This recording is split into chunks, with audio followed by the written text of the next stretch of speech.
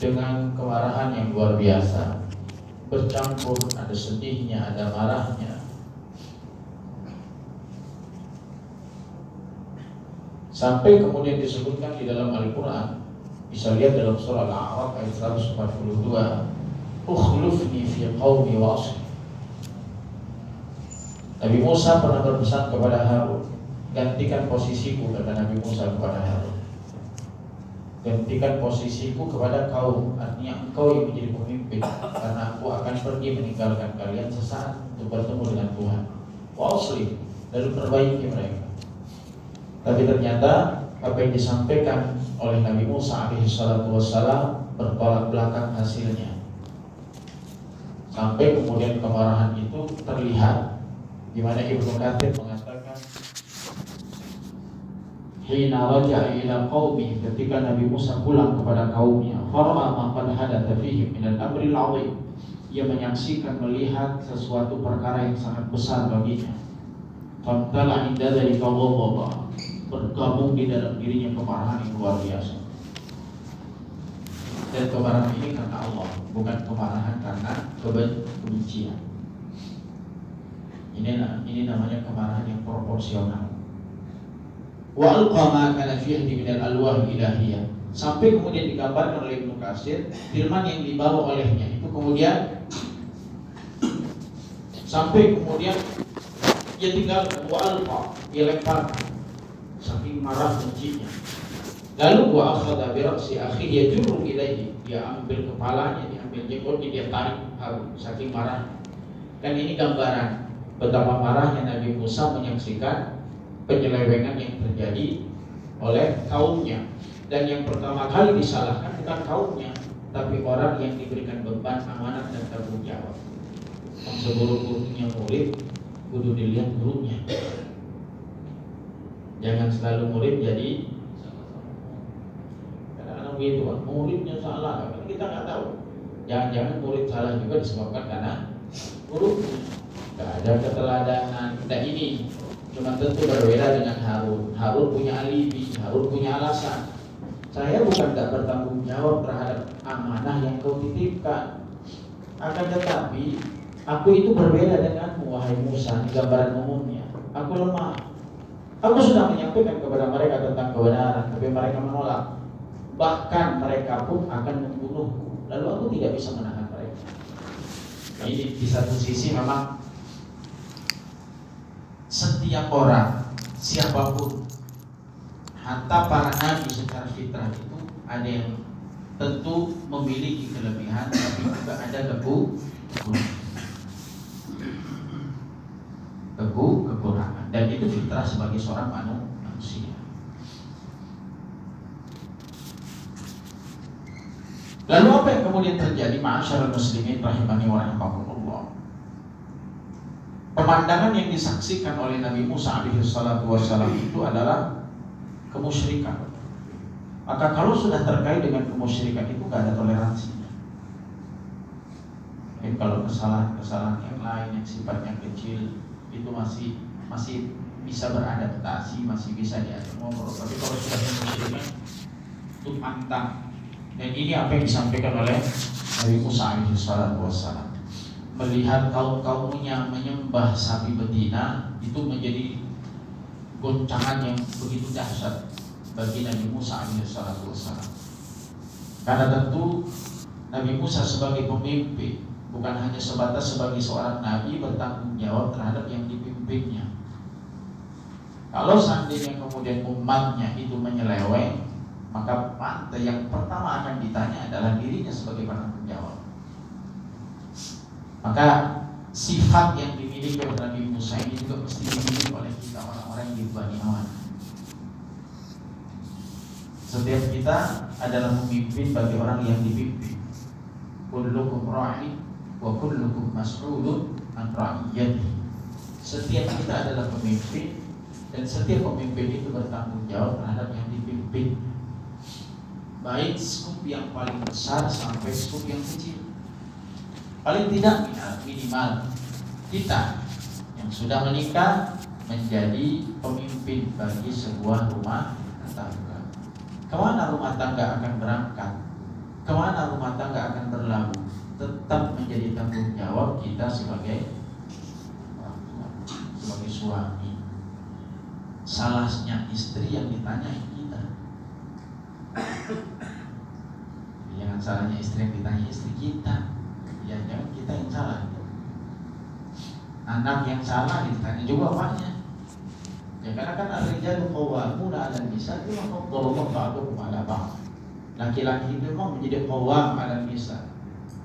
Diposisikan menjadi orang yang paling kuat, yang bisa melindungi, yang tegar terhadap keluarga. Maka karena itu, ma'asyarul muslimin rahimani wa rahimakumullah, apa yang dicontohkan oleh Nabi Musa ini adalah gambaran tanggung jawab yang luar biasa. Dia mau bertanggung jawab, dan tanggung jawab itu bukan hanya marah, tapi mencari faktor penyebabnya hingga dia harus tampil untuk memberikan solusi. Jadi ternyata itu kan bukan cuma dilihat masalahnya, cuma marah, habis marah udah selesai. Dan bapak biasanya kalau marah, tapi cari faktornya. Jangan-jangan anak itu punya alasan untuk salah. Sehingga ketika kita memahami apa yang disampaikan oleh anak itu, maka kita akhirnya sadar bahwa ternyata apa yang disampaikan oleh anak itu benar, sikap kita yang salah. Jadi pelajaran banyak kalau kita tarik dari kisah ini kepada manapun. Karena memang setiap kisah itu ibaratun, adalah ibarat, hikmah, kebaikan, pelajaran bagi kehidupan kita. Mungkin kalau hanya melihat kisah ini kan apa yang kemudian bisa kita tarik? Kisahnya Nabi Musa, Harun dengan Bani Israel. Tapi bagi orang-orang yang memiliki hati, memiliki kejelian, maka dia tidak hanya akan memahami pemahaman itu hanya sebatas tekstual saja, tapi kemudian dia akan tarik dalam kehidupan. Nah karena itu apa sikap yang dilakukan oleh Nabi Musa alaihissalam? Iya, dia marah karena melihat sikap itu, tapi ternyata ia pun memiliki kebijakan yang luar biasa. Apa itu? Ayat 95 ini menunjukkan sikap kepatriotan, sikap kepemimpinan Nabi Musa alaihissalam. Apa itu? Dia memahami ternyata sumbernya itu adalah Samiri. Sumbernya adalah Samiri. Jadi Bani Israel ini mengikuti apa yang ditunjukkan, dicontohkan oleh Samiri. Masih ingat kisahnya Samiri? Di mana kemudian Samiri disebutkan ketika dalam kehidupannya, meskipun ini diteliti lagi kebenaran kisahnya, tapi ulama-ulama tafsir menyatakan memang Samiri ini mengenal betul tentang Jibril, mengenal tentang Jibril.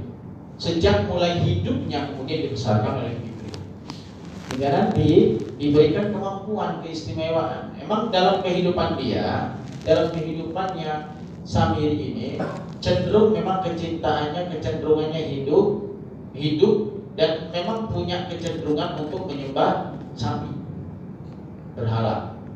Dan saat itu memang hidup di tengah masyarakat yang notabene mereka adalah para penyembah berhala.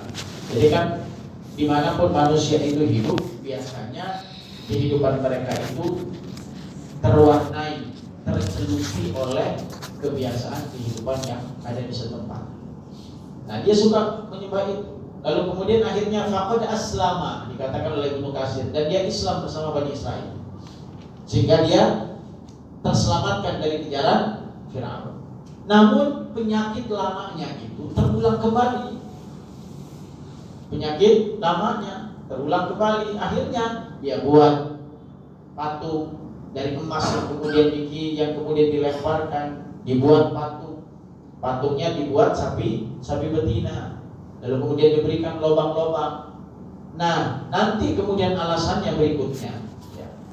Alasan berikutnya ini yang ditanyakan oleh Nabi Musa alaihissalam.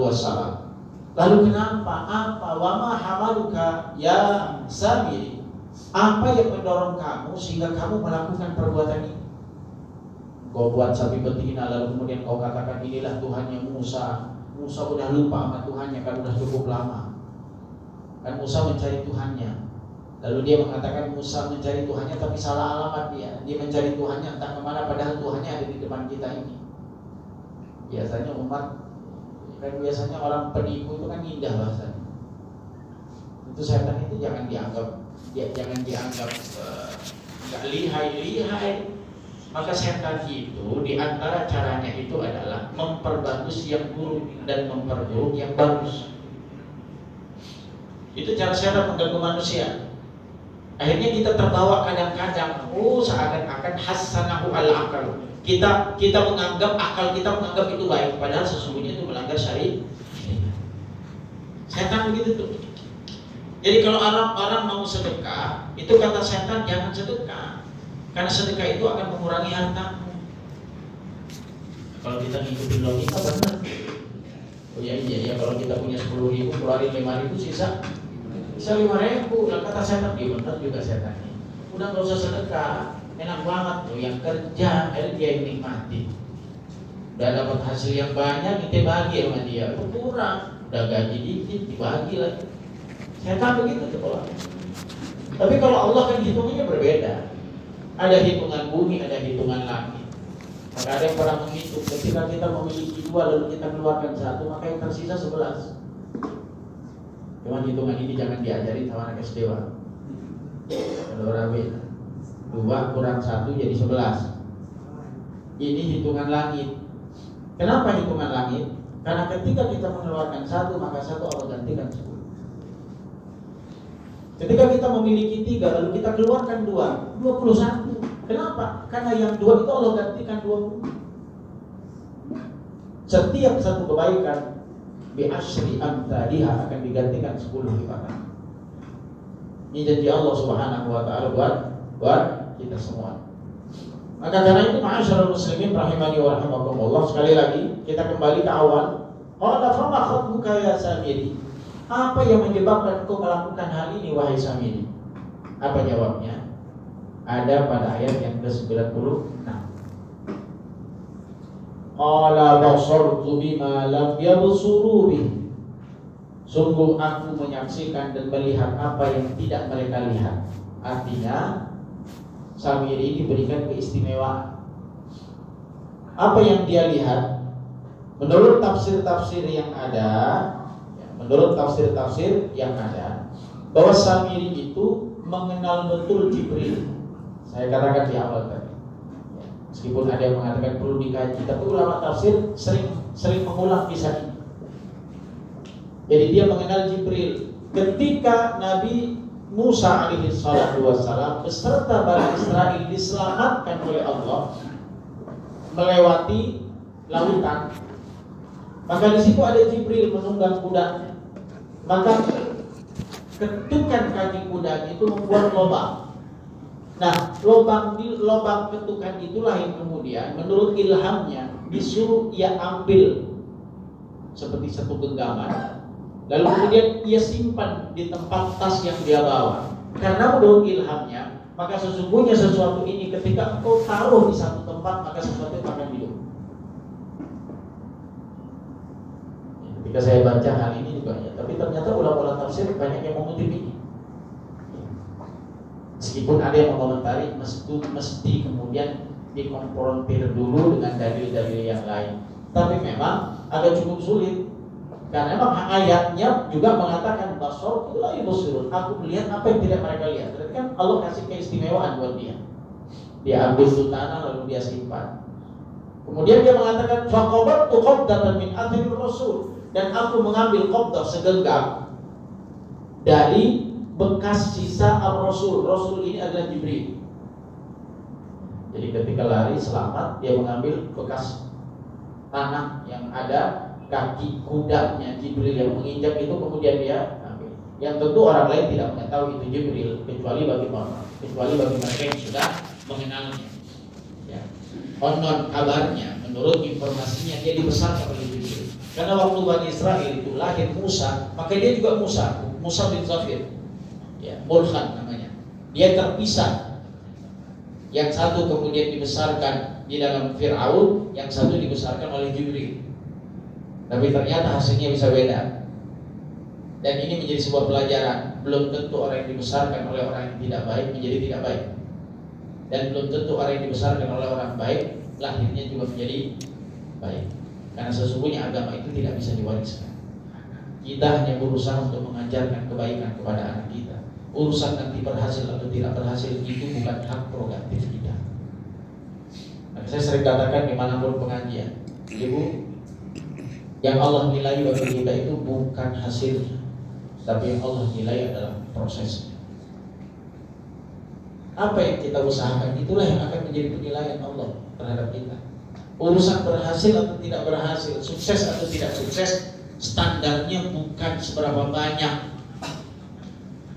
pencapaian yang sudah diraih, tapi seberapa besar usaha mujahadah yang dia lakukan untuk melakukan kebaikan ini. Dan itu semua adalah proses. Hingga kapan? Hingga akhir kehidupan kita. Maka lihat di dalam membaca Al-Quran misalnya, Allah tidak hanya menghargai orang-orang melalui lisan Nabi, orang-orang yang al-mahir fil qiraah, orang-orang yang pandai dalam membaca saja. Mungkin kalau penilaian yang paling pandai membaca saja, yang nggak pandai nggak masuk surga, mungkin banyak yang nggak masuk surga. Iya atau tidak? Kalau yang masuk surga itu yang lancar baca Qur'annya, yang paham tajwidnya, yang fasohahnya sempurna, banyak nggak yang nggak masuk surga? Banyak banget. Tapi ternyata Rasulullah mengatakan al-mahir, orang yang pintar itu akan masuk surga bersama malaikat yang mulia. Lalu bagaimana dengan orang-orang yang tataq fi qiraatihi, orang yang terbata-bata dalam membaca Al-Quran? Maka Rasul menjanjikan falahu ajran, dia tetap dapat 2 pahala. Pahala karena dia baca dan pahala karena dia berusaha untuk bisa membaca. Jadi gak ada ruginya, Pak. Jadi penilaian Allah gimana? Hasilnya apa usahanya? Usaha. Kalau dia berusaha untuk terus belajar membaca, meskipun kadang-kadang ngeluh, susah banget. Udah dicoba tapi gagal lurus-lurus juga. Udah dicoba tapi gagal lempeng-lempeng juga. Kalau di rumah mau bagus banget kan, tapi giliran sama gurunya kayaknya salah mulu udah semuanya. Dan gak ada masalah, Pak. Itu kebaikan insya Allah. Ini proses. Apa yang kemudian kita lakukan ini adalah proses semuanya. Kembali kita sampaikan, faqabattu qabdatan min athari Rasul. Lalu kemudian aku ambil qabdah, satu genggaman. Ada yang mengatakan juga macam-macam tafsirannya, tapi paling tidak kita sederhanakan dengan bahasa itu. Dia ambil tanahnya lalu dia simpan dari athari Rasul, bekas injakan kaki kudanya Jibril. Fanabattuha, lalu aku masukkan tanah tersebut. Wa kadzalika sawwalat li nafsi. Lalu kemudian jadilah, kan setelah itu kan sapi ya, kemudian khaf bersuara, ya khuwa lahu khuwa kalau bahasa Al-Quran. Lalu dia bersuara dengan tiupan angin yang kecil masuk ke dalam tubuhnya yang ada lubang-lubangnya, lalu sapi itu bersuara. Itulah yang membuat ta'ajjub Bani Israel hingga menganggap bahwa sapi itu adalah Tuhannya. Apa yang menyebabkan itu semua? Kadzalika sawwalat li nafsi. Itu disebabkan karena nafsu saya yang mendorong saya untuk melakukan itu. Nah ini kita kupas sedikit tentang hawa nafsu. Jadi kalau berbicara tentang apa yang kemudian disebutkan dengan hawa nafsu tadi, kita sudah sampaikan kalau nafsu itu sendiri adalah keinginan. Tapi kalau kata-kata nafsu itu sudah dicampur dengan hawa, maka maknanya secara etimologi dan terminologi, secara bahasa apa yang disebut dengan hawa nafsu? Hawa nafsu itu adalah kecintaan terhadap sesuatu hingga kecintaan itu menguasai hati. Jadi kecintaan terhadap sesuatu hingga kecintaan itu menguasai hati. Kecintaan tersebut sering kali menyeret manusia. Cinta ini sering menyeret manusia untuk melanggar hukum Allah. Kalau udah hawa nafsu, hawa itu kan condong artinya. Jadi kecondongan terhadap nafsu. Maka sesuatu yang dicintai disebabkan karena nafsu yang tidak didasari oleh hukum syariat agama itu cenderung untuk melanggar. Maka nafsu di dalam diri manusia itu kan ada 3 ya. Masih ingat? Nafsu yang paling baik adalah nafsul mutmainnah. Jiwa yang tenang, jiwa yang terisi dengan hatinya dengan Allah. Ada khasyah di dalam dirinya. Maka mereka radhiyallahu anhum wa radu an dari kalimat khasyah rabbah. Orang yang memiliki khasyah kepada Tuhan, itulah disebut dengan nafsul mutmainnah. Maka orang-orang yang memiliki khosyah kepada Allah, dengan khosyah itu meningkatkan kualitas, kemampuan, motivasi untuk terus dekat membangun komunikasi yang baik dengan Rohman. Pada saat meninggal dunia, panggilan yang paling mulia ia dapatkan. Ya, ini dari namanya. Ya, kita kan nggak bisa digambarkan